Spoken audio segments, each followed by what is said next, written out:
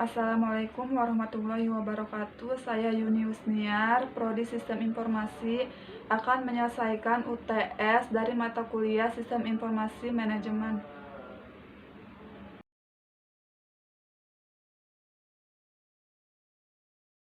Pengertian sistem. Sistem merupakan sekumpulan elemen himpunan dari suatu unsur, komponen fungsional yang saling berhubungan dan berinteraksi satu sama lain untuk mencapai tujuan yang diharapkan. Karakteristik sistem. 1. Komponen sistem.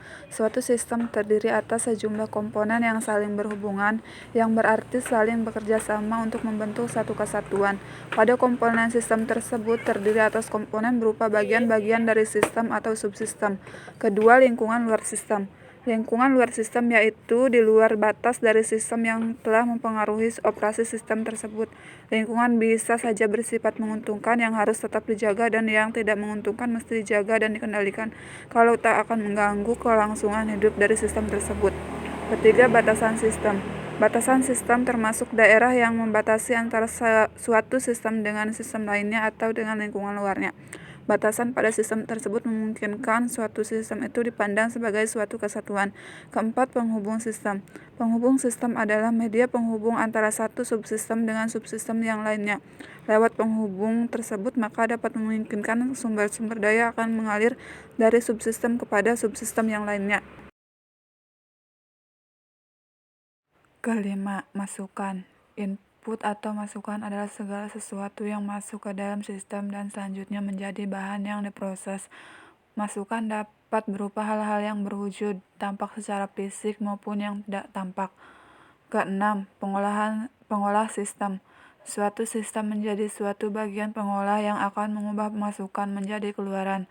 Sistem produksi akan mengolah bahan baku tersebut menjadi bahan jadi. Ketujuh, keluaran atau output merupakan hasil dari pemrosesan.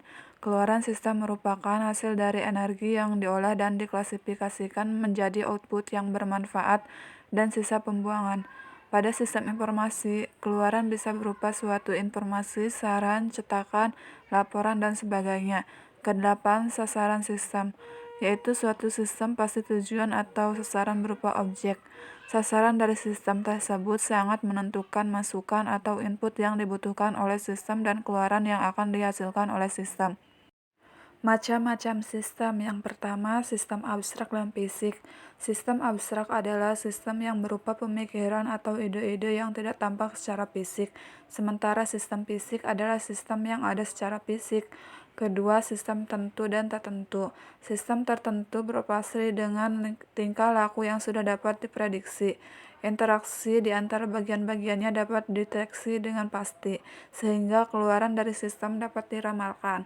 Sistem tak tentu adalah sistem yang kondisi masa depannya tidak dapat diprediksi karena mengandung unsur probabilitas. Ketiga, sistem abstrak dan fisik.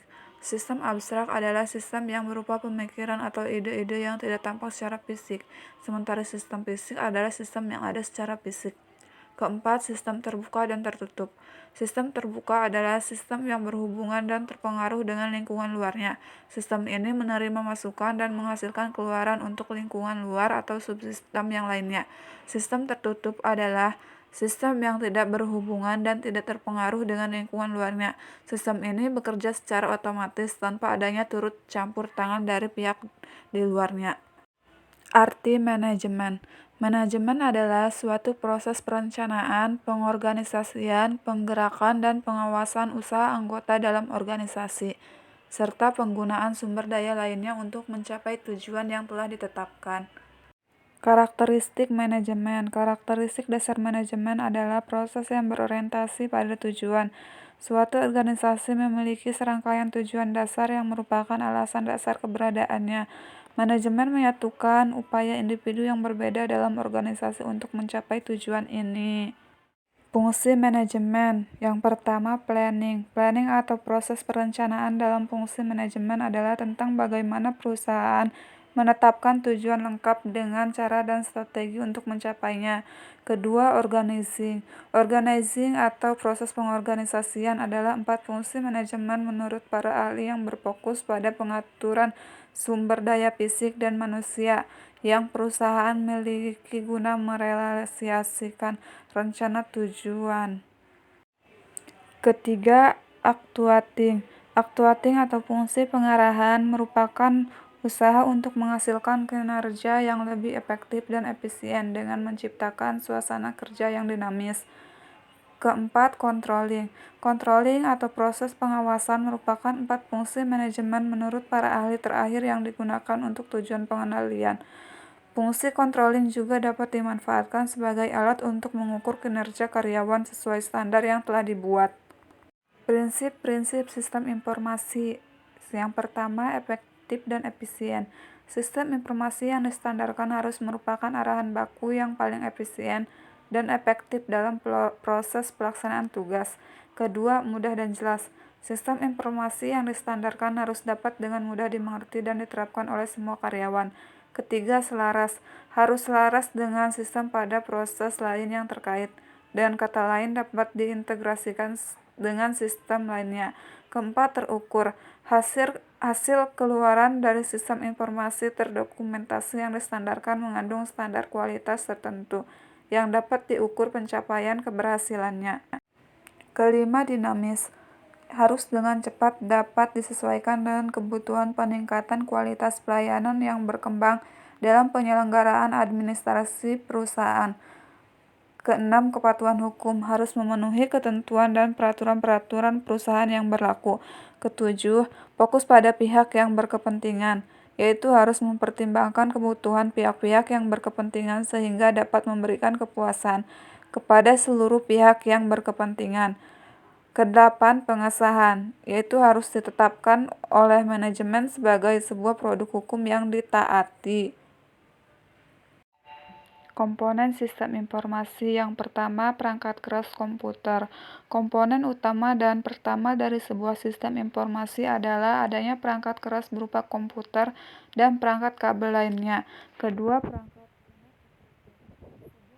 organisasi yang ingin membangun sistem informasi memerlukan perangkat lunak atau aplikasi untuk menjalankan komputasi otomatis. Ketiga, telekomunikasi. Untuk sinkronisasi di dalam organisasi diperlukan adanya integrasi telekomunikasi. Keempat, basis data dan penyimpanan. Sistem informasi memerlukan basis data dan ruang penyimpanan untuk membuatnya bekerja. Tanpa adanya basis data dan ruang penyimpanan yang cukup, informasi yang dihasilkan sumber daya manusia dan sistem informasi digunakan untuk proses otomatisasi, produksi, atau operasional berbasis data yang kuat. Pemrosesan data ini tentunya membutuhkan sumber daya manusia yang cukup sebagai personil dalam pengelolaan sistem informasi. Peranan sistem informasi bagi manajemen. Yang pertama, meningkatkan akurasi data. Ada banyak jenis informasi yang bersirkulasi dalam perusahaan, contohnya administrasi, keuangan, pemasaran, hingga proyek dengan klien. Data-data tersebut harus dipantau dengan seksama dan akurat. Kedua, memperbaiki kualitas sumber daya manusia. Sumber daya manusia merupakan salah satu aset terpenting dalam usaha. Mengenalkan mereka pada sistem informasi manajemen secara tak langsung meningkatkan kualitas mereka, terutama kalau sumber daya manusia sebelumnya belum mengenal cara kerja sistem tersebut. Ketiga, memudahkan koordinasi divisi. Sistem informasi manajemen menyediakan layanan yang dapat dipakai sebagai dasar perencanaan, pengawasan, hingga pengarahan yang dilakukan pihak manajemen. Keempat, mengurangi biaya operasional. Perputaran uang dalam perusahaan harus diawasi secara ketat untuk menghindari kemungkinan tak terduga, salah satunya pembengkakan biaya operasional. Baik, itu saja yang dapat saya sampaikan. Kurang lebihnya mohon maaf. Wassalamualaikum warahmatullahi wabarakatuh.